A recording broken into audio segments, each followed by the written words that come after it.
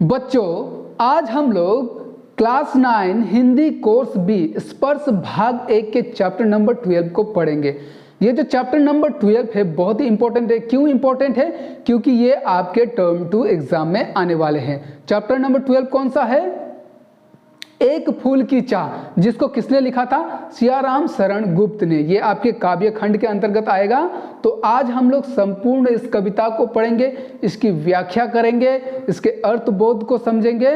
तो चलिए विषय को शुरू करते हैं। विषय को शुरू करने से पहले नमस्कार दोस्तों, दिस इज सागर विश्वकर्मा और आप सभी का मेरे Way to Learning SB channel में बहुत बहुत स्वागत है। बच्चों, आप सभी को बता दूं कि किसी भी चैप्टर, चाहे फिर वो कहानी हो या फिर कविता हो या कोई उपन्यास हो, उनको पढ़ने से पूर्व आपको उसके लेखक या उपन्यासकार या फिर कवि के विषय में जानना जरूरी होता है। इसीलिए आपके पुस्तक में किसी भी कविता हो या फिर कहानी के पूर्व आपको उसके लेखक या फिर कवि के विषय में हल्का सा जीवन परिचय दिया जाता है, क्योंकि आप उससे परिचित हो सके। तो सियाराम शरण गुप्त कौन थे उसको समझते हैं। सियाराम शरण गुप्त का जन्म जो है वो 25 सितंबर 1895 को चिरंगांव नामक गांव में हुआ था, जो कि झांसी में स्थिर है। अब ये कौन थे सियाराम शरण गुप्त? बच्चों, अगर आपको पता होगा कि हिंदी में एक बहुत ही फेमस राष्ट्रीय कवि के रूप में जाने जाते हैं। कौन? मैथिली शरण गुप्त। ये राष्ट्रीय कवि के रूप में जाने जाते हैं, जिनको भारतवर्ष को जिन पर गर्व है। तो इनके छोटे भाई थे, तो ये भी लेखनी का काम करते थे। सियाराम शरण गुप्त वे उनके छोटे भाई थे। सियाराम शरण गुप्त मुख्य रूप से द्विवेदी युग के कवि थे, लेकिन इनकी रचनाओं में छायावाद का प्रभाव भी देखा जा सकता है। अब बच्चों, आपको समझ में नहीं आ रहा होगा कि ये द्विवेदी युग क्या है, छायावाद क्या है। अगर आप आगे चलकर हिंदी एज ए सब्जेक्ट लेने वाले हैं तब आप स्वयं इससे परिचित हो जाएंगे, तभी आपको ये पढ़ाया जाएगा। अभी बेकार में माथा मारने की कोई अनिवार्यता नहीं है। तो बच्चों, ये जो सियाराम शरण गुप्त थे, इनकी रचनाओं में सामाजिक कुरीतियों, कुप्रथा, भ्रष्टाचार पर करारी चोट करने की ताकत रखती थी। इनकी लेखनी का पृष्ठभूमि चाहे कोई भी रहा हो, सार चाहे कोई भी रहा हो, ये आधुनिक मानव जीवन का चित्रण करती है। इनकी रचनाओं में जीवन के यथार्थ चित्रण का बोध मिलता है। यथार्थ मतलब रियलिटी का बोध कराती है। सियाराम शरण गुप्त जो है हिंदी के साथ साथ उर्दू, अंग्रेजी, गुजराती भाषा के भी ज्ञाता थे। इसका ये मतलब बिल्कुल ही नहीं है कि इन्होंने इन भाषाओं पर डिग्री हासिल की थी। ये भाषाएं जो है उन्होंने स्वयं अपने घर पर ही सीखी थी। सियाराम शरण गुप्त अपनी रचनाओं में किस भाषा का प्रयोग करते थे? ये खड़ी बोली हिंदी का प्रयोग करते थे। खड़ी बोली हिंदी का भी इतना सहज और सरल रूप में प्रयोग करते थे कि पाठक को मात्र उनकी कविता पढ़कर भी भाव समझ में आ जाता था। अब हम उनकी कुछ प्रमुख रचनाओं को देखेंगे। बच्चों, अगर आप किसी भी कवि या फिर लेखक के विषय में लिख रहे हैं तो आपको ये बात जरूर याद रखना चाहिए कि आप उनके प्रमुख रचनाओं को जरूर लिखेंगे, क्योंकि ये बहुत ही इंपॉर्टेंट पॉइंट होता है। तो इनकी कुछ प्रमुख काव्य कुछ इस प्रकार है। आद्रा, मौर्य विजय, पाथय, उन्मुक्त, दुर्वादल, नकुल आदि आदि, ये सब उनके काव्य खंड है या फिर खंड काव्य है। खंड काव्य मतलब शॉर्ट वाले काव्य हैं। तो इसके अतिरिक्त उन्होंने कुछ कहानी भी लिखे, कुछ उपन्यास भी लिखे। अब मैं सबको आपको गिनाने लग जाऊं तो फिर कविता कौन पढ़ाएगा, इसलिए अगर हम लोग कुछ गिने चुने या फिर बहुत ही फेमस रचना को लिख देंगे तो उतना पर्याप्त हो जाता है। ऐसे महान कवि की मृत्यु सन 1963 को लंबी बीमारी के बाद में हो जाता है। तो चलिए बच्चों, अब देर न करते हुए आज के कविता को समझते हैं, जो कि है एक फूल की चाह। एक फूल की चाह गुप्त जी की एक प्रसिद्ध और बहुत ही लंबी कविता है। जो आपके पुस्तक में दिया गया है वो उसका एक छोटा सा हिस्सा मात्र है, लेकिन छोटा सा होते हुए भी ये बहुत ही मन को व्यथित करके रखने वाला कविता है। अगर आप इसको गहराई के साथ पढ़ेंगे तो शायद आपकी आंखों से आंसू निकल जाए, इतना दुखद है ये कविता। इस कविता के एक एक पंक्ति में दुख छिपा हुआ है। तो ये कविता जो किस बेसिस पे लिखी गई थी उसका आपको सारांश समझाता हूँ। ये कविता संपूर्ण रूप से छुआछूत पर आधारित है।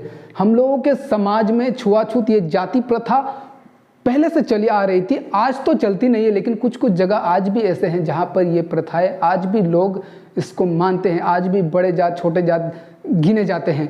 तो ये बिल्कुल जाति प्रथा पर आधारित और केंद्रित कविता है।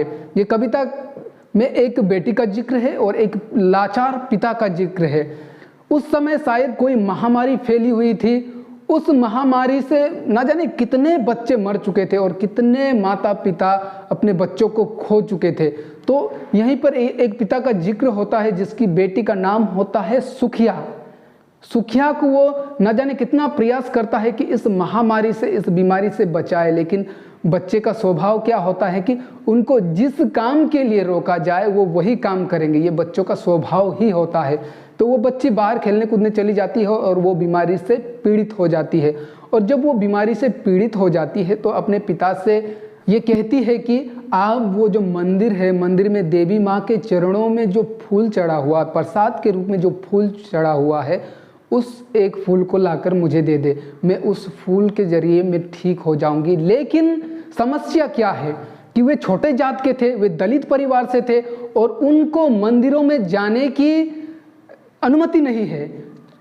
तब मान्यता यह थी कि छोटे जात के लोग अगर मंदिरों में जाएंगे तो वो मंदिर अपवित्र हो जाएगा। ऐसी मान्यता रखते थे उच्च वर्ग के लोग। और यहाँ तक कि छोटे जात के लोगों का अगर उन पर साया भी पड़ जाए तो वो फिर से दोबारा जाकर स्नान कर लेते थे। क्यों? क्योंकि वो अभी अपवित्र हो गए। तो ऐसी सोच रखते थे। तो अब पिता तो जाए कैसे, मंदिर में जाए कैसे और उस फूल को लाकर अपने पुत्री को कैसे दे। लेकिन भी वो साहस कर अपने उस मंदिर में जाता है और वो फूल लेकर जब आ रहा होता है तो समाज उसे पकड़ लेता है और पकड़कर उसे सजा देता है। क्यों सजा देता है? क्योंकि उसने घोर अनर्थ किया, उसने बहुत बड़ा पाप कर दिया। मंदिर में जाकर मंदिर में सालों से चली आ रही प्रथा को, गरिमा को उसने भंग कर दिया, उसको तोड़ दिया। इसलिए उसको 7 दिन का कारावास का सजा सुनाया जाता है। 7 दिन का समय वो कैसे कारागार में व्यतीत करता है, इसका अंदाजा आप और मैं शायद ही लगा सकेंगे। जब वो कारावास से निकलकर अपनी पुत्री के पास आता है तो उसे ज्ञात होता है कि उसके पुत्री को तो शमशान ले जा चुके हैं। कहने का मतलब कि वो मर चुकी है। विवश और लाचार पिता शमशान की ओर जाता है और वहां पर उसको उसकी बेटी का डेड बॉडी भी नसीब नहीं होता है। जला हुआ राख का ढेर मात्र मिलता है। तो सोच के देखिए उस पिता पर क्या बीती होगी।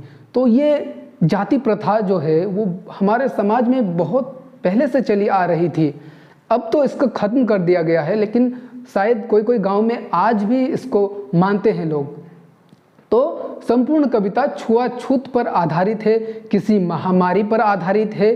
तो अब हम लोग कविता को एक एक करके पढ़ेंगे। अब तक मैंने जो आपको बताया ये कविता का हल्का सा सारांश है। कविता को शुरू करते हैं। एक फूल की चाह, उद्वेलित कर अश्रु राशियां, हृदय चिंताएं धधका कर, महामारी प्रचंड हो फैल रही थी इधर उधर, छिड़ कंठ मृत बत्साओं का, करुण रुदन दीर्दांत नितान, भरे हुए था निज कृस रव में, हाहाकार अपार आसान। कवि कह रहे हैं कि उस समय कोई महामारी फैली हुई थी और इस महामारी के कारण न जाने कितने माता पिताओं ने अपने बच्चों को खोया था। कहने का मतलब कि उनके बच्चे जो है मृत हो गए, मृत्यु को प्राप्त हो गए, वे मर गए। कितने माताओं ने अपने बच्चों को खोया। अब वे जो माताएं हैं वे रो रो कर उनका बेहाल है। उनके आंसू जो है वो रुकने का नाम ही नहीं ले रहे थे। फटाफट बोलने के चक्कर में जीभ लड़खड़ा जाती है, कोई बात नहीं। तो उनके आंसू रुकने का नाम नहीं ले रही थी। वे रो रो कर कमजोर पड़ चुके थे। उनकी जो कंठ है वो सूख चुका था। वो इतने कमजोर पड़ चुके थे कि उनके अब स्वर भी निकला नहीं जाता है। फिर भी वे जो बचे कुचे स्वर से जो रो रहे थे उनमें एक अपार अशांति सुनाई पड़ती थी। होता है ना, अगर कोई दिल से रो रहा होता है तब उस रोण को हम सुनकर ही हमें ये आभास हो जाता है कि ये किसी को बहुत चोट पहुंचा है और वो बहुत ही दुख के साथ रो रहा है। और एक माता पिता को इससे बड़ा दुख कब होगा कि वे अपने बच्चों को खो दे। कहाँ उनके जाने के समय में अगर उनके बच्चे चले जाएं तो वो माता पिता पर क्या बीतती होगी, इसका अंदाजा हम नहीं लगा सकते। अगले पद को देखते हैं। बहुत रोकता था सुखिया को, न जा खेलने को बाहर, नहीं खेलना रुकता उसका, नहीं ठहरती वो पल भर, मेरा हृदय कांप उठता था, बाहर गई निहार उसे, यही मानता था कि बचा लूं किसी भांति इस बार उसे।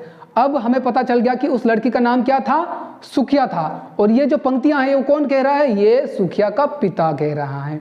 सुखिया का पिता बार बार ये प्रयास करता था कि उसकी पुत्री जो है, सुखिया जो है, वो बाहर ना जाए। क्यों ना जाए, क्योंकि बाहर महामारी फैली हुई है और लोग मौत के चपेट में आ रहे हैं इस महामारी के कारण। तो वो हर प्रकार से कोशिश करता था कि वो खेलने को बाहर ना जाए। वो जैसे मैंने पहले भी आपको बताया कि बच्चे का स्वभाव क्या होता है। अगर आप बच्चे को देखिए, बच्चों को जिस चीज से आप मना करते हैं, जो चीज ना करो ऐसा कहते हैं, उस बच्चे को वो चीज करना ही है। जिद पे आ जाता है वो, जो उसको मना किया जाता है उसको वही करना है। ये बच्चों का स्वभाव ही होता है। तो सुखिया भी वैसे ही थी, उसका खेलना रुकता ही नहीं था। वो बाहर चली जाती थी, चोरी चुपके भी चली जाती थी और वो बाहर खेलने चली जाती थी। तो जब उसको बाहर खेलते हुए देखता था कौन, उसका पिता, तो उसका मन बेबस हो जाता था, लाचार हो जाता था कि अब क्या करे इसका। मन में वो बार बार यही सोचता था कि इस महामारी से इस बार इसे जैसे तैसे बचा लूं। अब अगला भाग, भीतर जो डर रहा छिपाए, हाय वही बाहर आया। एक दिवस सुखिया के तनु को ताप तप्त मैंने पाया, ज्वर में बिवहल वो बोली वो, क्या जानूं किस डर से डर, मुझको देवी के प्रसाद का एक फूल ही दो लाकर। अब पिता को जिस बात का डर था, जिस बात के लिए वो पल पल डरता था, वही बात सच हो गई। उसने अपने बेटी को देखा कि वो ज्वर से तप रही है, उसका शरीर जो है वो ज्वर से तप रहा है। तप रहा है मतलब गर्म हो चुका है ना, ज्वर आने से क्या होता है, शरीर गर्म होता है। तो वो ज्वर से तप्त थी। अब जिस चीज़ के लिए वो बार बार डर रहा था, वो डर जो है वो सच हो गया और उसकी बेटी जो है वो महामारी की चपेट में आ गई। फिर बेटी अपने पिता से कहती है कि आप किस चीज़ के लिए डर रहे हैं, क्यों डर रहे हैं। वो जो मंदिर है, अब कहानी शुरू होता है, सुनिए। वो जो मंदिर है वहाँ पर देवी के चरणों में जो फूल चढ़ाए गए हैं, उस फूल से मुझे एक फूल आप ला कर दे, मैं उस फूल से मैं ठीक हो जाऊंगी, ये बेटी कह रही है। अब कविता का जो मुख्य विषय है अब शुरू हो गया। अब मंदिर का जिक्र हो गया, अब पिता को मंदिर जाना होगा, आगे के पद में हम पढ़ेंगे। क्रमश कंठ क्षीण हो आया, स्थिर हुए अवयव सारे, बैठा था नव नव उपाय की चिंता में मैं मन मारे, जान सका न प्रभात सजग से, हुई अलस कब दोपहरी, स्वर्ण घनों में कब रवि डूबा, कब आई संध्या गहरी। अब जो है उसकी जो सुखिया है वो बीमार से कमजोर हो चुकी है, उसका गला है वो बैठ चुका है, गले से अब आवाज़ भी नहीं निकल रही है, उसका गला जो है वो पूरी तरह से सूख चुका है।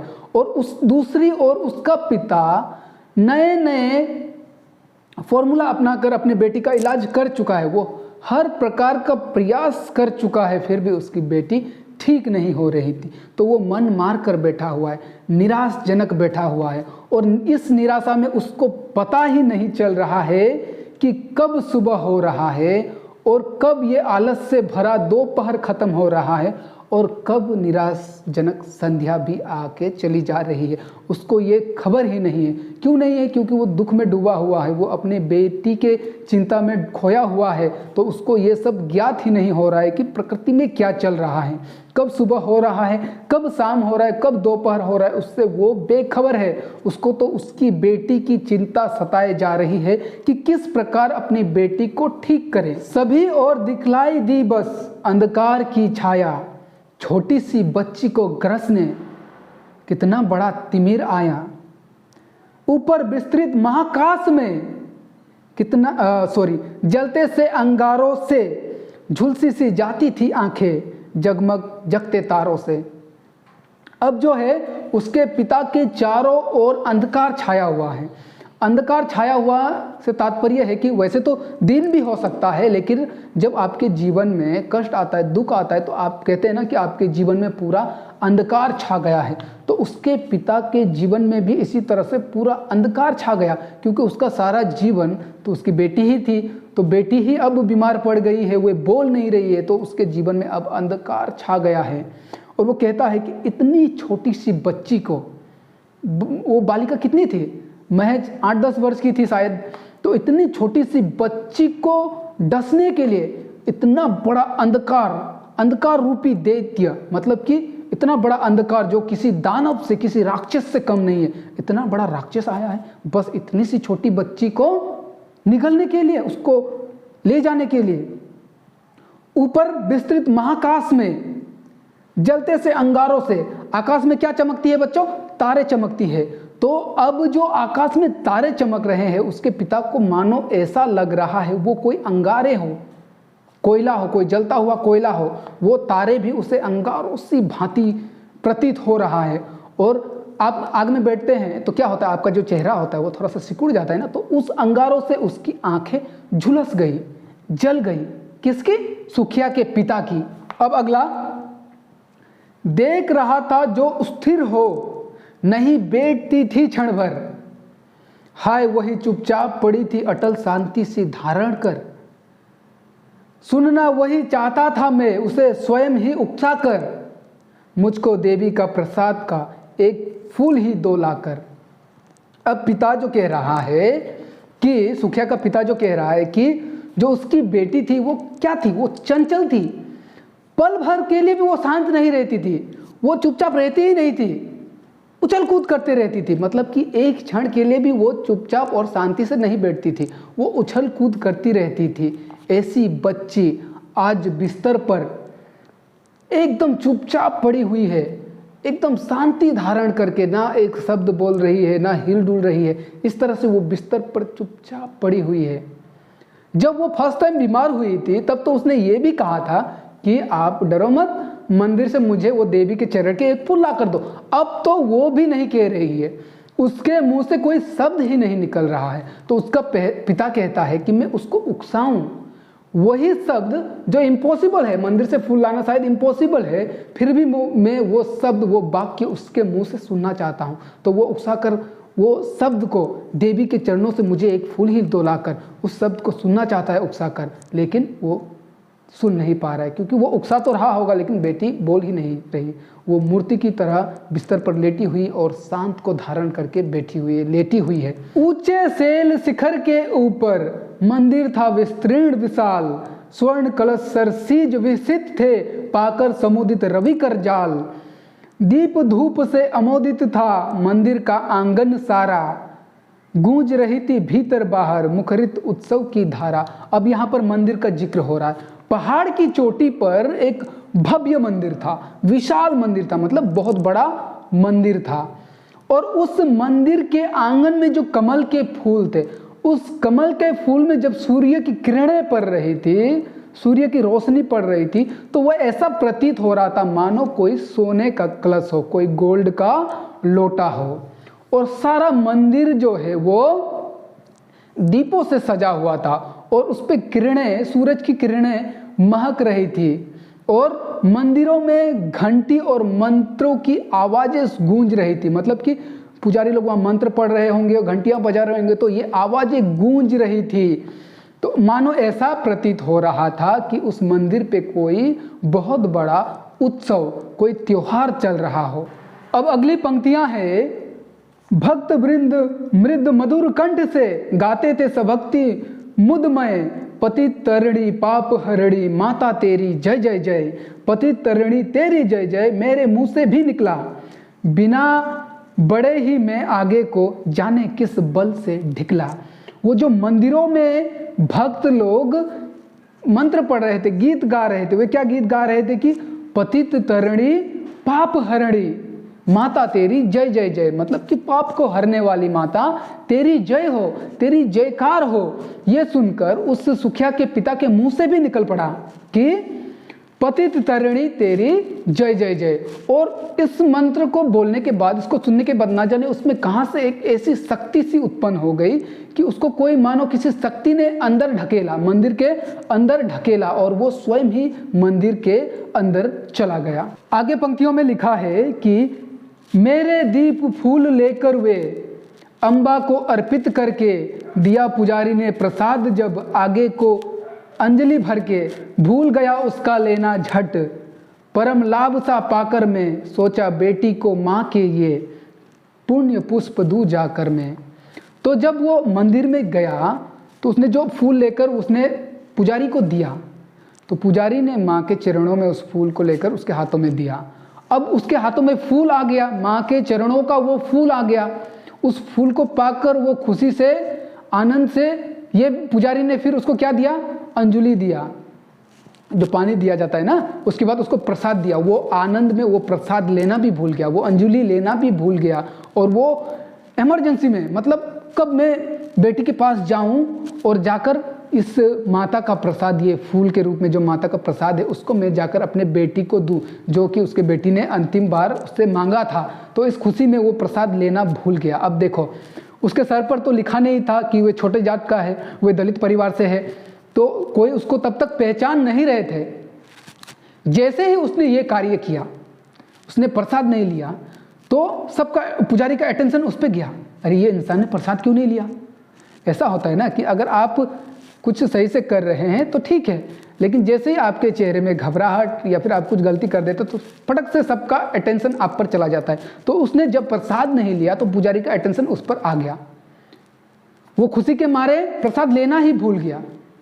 अगली पंक्तियां हैं, सिंहपोर तक भी आंगन से नहीं पहुंचने में पाया, सहसा यह सुन पड़ा कि कैसे ये अछूत भीतर आया। पकड़ो देखो भाग न जावे, बना धूर्त यह है कैसा, साफ स्वच्छ परिधान किए हैं भले मानुषों के जैसा। अब सुखिया का पिता जो है वो मंदिर के आंगन तक भी नहीं पहुंच पाया था कि पीछे से एक स्वर आता है, एक आवाज आता है। और क्या आवाज आता है कि ये अछूत मंदिर के अंदर कैसे आया?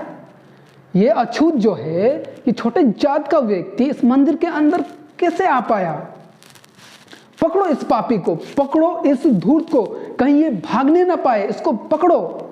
देखो कितने चालाकी से ये इसने हम लोगों के जैसे पोशाक पहना है, हम बड़े जात के, हम ब्राह्मणों और क्षत्रियों के जैसे पोशाक पहनकर ये आया है ताकि हम इसे पहचान ना पाए। इसको पकड़ो, इस धूर्त व्यक्ति को, इस पापी व्यक्ति को पकड़ो, ये भाग न पाए। पापी ने मंदिर में घुसकर किया अनर्थ बड़ा भारी, कलुषित कर दी है मंदिर की चिरकालिस सुचिता सारी। ए क्या मेरा कलुष बड़ा है देवी की गरिमा से भी, किसी बात में हूं मैं आगे माता की महिमा के भी। अब फिर से एक आवाज आता है कि इस पापी ने मंदिर में घुसकर इतने बड़े मंदिर को, जिसमें सालों साल चली आ रही पवित्रता को भंग कर दिया है, इसने मंदिर को अपवित्र कर दिया है। अब ये बात सुनकर सुखिया का पिता ये सोचने पर विवश हो जाता है कि क्या मेरा अछूतापन, मैं छोटे जात का हूँ और ये मेरा अछूतापन देवी माँ की शक्ति और गरिमा के आगे भी बड़ा है। देवी माँ मंदिर में विराजमान है, पूरे मंदिर में विराजमान है, तो क्या मेरे आने से वो मंदिर जो अपवित्र हो गया, देवी माँ उसको फिर पवित्र नहीं कर देगी? क्या उसके पास शक्ति नहीं है? मेरे आते ही ये पूरा मंदिर अपवित्र हो गया। ये सोचने लगा कौन? सुखिया का पिता। और क्यों ना सोचे, क्यों हक नहीं है छोटे जात को? मैं पूछता हूं, छोटे जात को मंदिरों में जाने का क्यों हक नहीं है? ये कानून किसने बनाया? भगवान ने तो नहीं बनाया। भगवान ने तो, चाहे वो किसी भी धर्म के हो, भगवान ने तो कभी ये नहीं कहा कि तुम छोटे जात के हो, तुम शूद्रास हो तो तुम मंदिर में नहीं आओगे। केवल ब्राह्मण और क्षत्रिय को सिर्फ मंदिरों में आने की अनुमति है, ऐसा तो किसी भगवान ने नहीं कहा। ये जाति प्रथा तो इंसानों ने बनाया है। क्यों छोटे जात मंदिरों में नहीं जा सकते हैं? सभी भगवान के बनाए हुए तो व्यक्ति है ना। आपको, मुझे, सबको, इस जीव जंतु को, प्रकृति को, पूरे विश्व को, पूरे पृथ्वी को किसने बनाया? भगवान ने ही तो बनाया। तो सबका हक इक्वल होना चाहिए। क्यों छोटे जात मंदिरों में नहीं जा सकते? ये प्रथाएं बहुत गलत थी, ये तब चलती थी। और मैं ये इसलिए बार बार कह रहा हूं कि कुछ कुछ गांव आज भी ऐसे हैं जहां पर ये मान्यता चल रही है। बड़े जात के लोग छोटे जात के घर में खाते नहीं, उनके हाथ का पानी नहीं पीते हैं। छोटे जात को आज भी कोई कोई गांव में ऐसा होता है कि छोटे जात को मंदिरों में जाने की अनुमति नहीं है, उनके लिए अलग सा एक्स्ट्रा से मंदिर बनाया जाता है। क्यों? वो जो एक्स्ट्रा से मंदिर बनता है उसमें क्या अलग भगवान रहते हैं, और जो आपके लिए मंदिर बना है क्या उसमें ब्राह्मण वाले शिव भगवान आकर बैठते हैं, और शुद्रास वाले मंदिरों में क्या शुद्रास वाले शिव भगवान आकर बैठते हैं? ये बहुत ही गलत है। ये कुछ कुछ जगह पर आज भी चल रही है और इसको खत्म करना चाहिए। ये मैंने क्यों कहा, क्योंकि मैं आपको बता दूं एक किस्सा कि जब मैं 7-8 में था, जब मैं तब शायद मैं 10-12 साल का, कुछ 13-14 साल का था। तब मैं अपने दोस्त के साथ ऐसे ही वेकेशन पर घूमने गया था। वो दोस्त जो है वो एक क्षेत्रीय, मतलब जो हम लोग के नेपाली में होता है, बड़े जात में गिना जाता है, तो उनके गांव में ऐसे में घूमने चला गया। छोटा था, अब समझ में नहीं आता था। तो वहाँ पर उसने मुझे मेरे खुद के टाइटल से परिचित नहीं कराया। उसने मुझे कहा कि तुम कुछ एक बड़े जात का टाइटल कहना, मैं विश्वकर्मा हूँ, तो वो मत कहना, तुम एक बड़े जात का टाइटल कहना। ऐसा झूठ कहने को दिया। तब तो मुझे पता नहीं था, अगर मुझे पता होता तो मैं विरोध करता। और वहीं पर मैंने देखा था कि वहाँ पर बड़े जात के लिए अलग सा मंदिर था और छोटे जाति के लिए अलग सा मंदिर था। और अगर कोई छोटा जात किसी बड़े जात के घर में आ गए, उसे खाना खिलाना पड़ा तो उसे बाहर बिठाकर खिलाया जाता था। अरे भाई, कौन से दुनिया में हो, कौन से जमाने में जी रहे हो तुम सब? ये प्रथाएं खत्म हो चुकी है, और अगर है तो उसको खत्म करो। आपके लहू का रंग भी लाल है, मेरे लहू का रंग भी लाल है। हो सकता है रंगों का फर्क होता है, कोई काला, कोई गोरा, कोई सांवला हो सकते हैं, लेकिन इंसान तो इंसान है। इंसान को इंसानियत के नज़र से देखो, ना कि जाति भेद के नज़र से देखो। माँ के भक्त हुए तुम कैसे, करके यह विचार खोटा, माँ के सम्मुख ही माँ का तुम गौरव करते हो छोटा। कुछ ना सुना भक्तों ने झट से मुझे घेर कर पकड़ लिया, मार मार कर मुख के घूसे धम से नीचे गिरा दिया। तब भीड़ के सामने सुखिया के पिता ने कहा कि तुम माँ के कैसे भक्त हो? माँ कहाँ इतनी बड़ी शक्तिशाली, और उस माँ के सामने क्या मेरे आने से मंदिर अपवित्र हो गया? क्या मैं माँ से भी बड़ा हूँ? तुम कैसे भक्त हो? माँ की तुलना मुझसे भी छोटे स्थान पर कर रहे हो। क्या मैं माँ से भी बड़ा हो गया? ऐसा कहकर सुखिया के पिता ने विरोध किया। माँ के गौरव को तुम किस तरह से छोटा कर सकते हो? लेकिन भीड़ ने उसकी एक नहीं सुनी।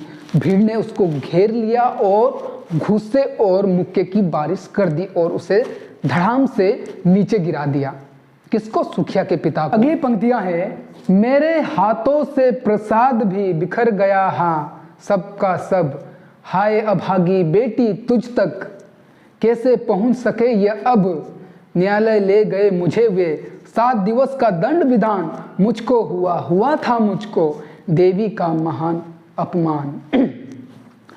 अब सुखिया के पिता को जब उन लोगों ने धकेला, वे गिर गए। जब वे गिरे तो उसके हाथों से वे देवी माँ के प्रसाद के रूप में जो उनके हाथों में फूल था, जो वे अपने बेटी के लिए ले जा रहा था, वो भी गिर गया, इधर उधर बिखर गया, और लोग उस पर उसको मार ही रहे थे।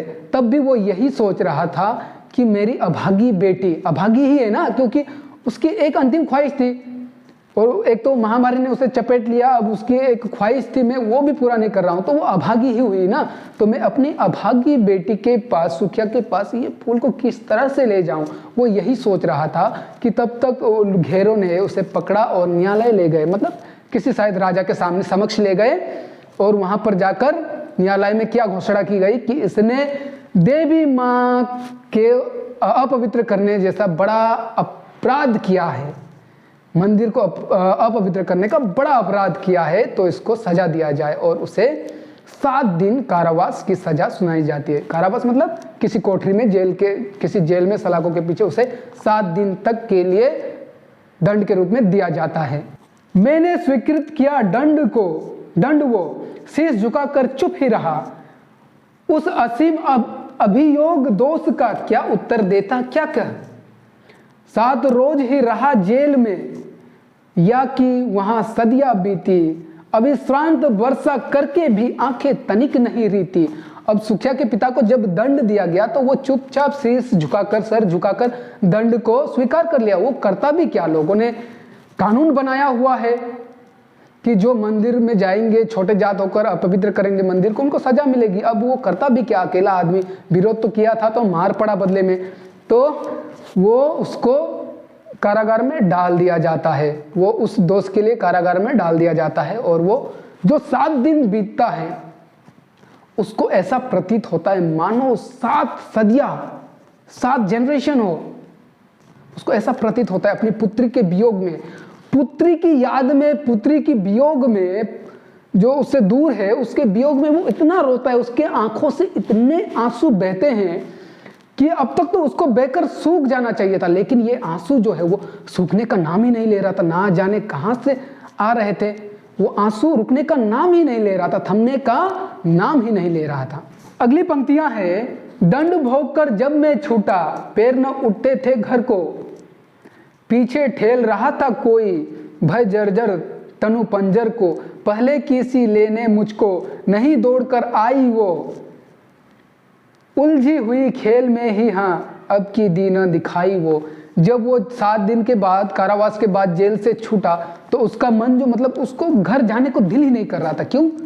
क्योंकि पता नहीं अब तक बेटी का हाल क्या हो चुका होगा, तो उसको मन नहीं कर रहा था, लेकिन कोई शक्ति उसको ढकेल रही थी घर की ओर। जब वो घर पहुंचा तो